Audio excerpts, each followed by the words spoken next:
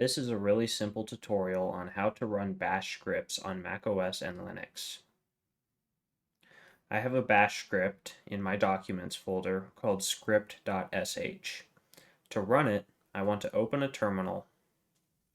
First thing I'm going to do is use the cd command to change into the folder where my bash script is stored. For me, that is the documents folder.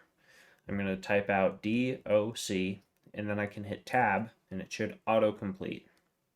When I hit enter, I'll change into that directory.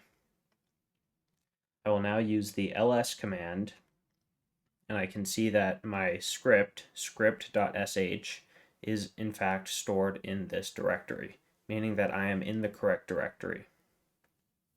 If I want to, I can use the clear command to clear my terminal window. To ensure that my bash script is executable, I can use the chmod command with the +x flag, and then the name of my script, script.sh, and then hit enter. This will ensure that the bash script can be executed. I can now type ..dash, and then the name of my script, script.sh, and then hit enter.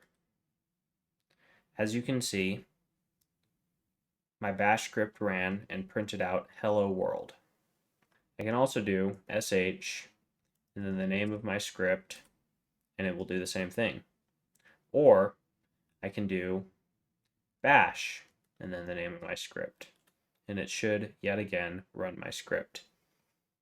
All of these three ways are valid ways to run bash scripts in macOS and Linux.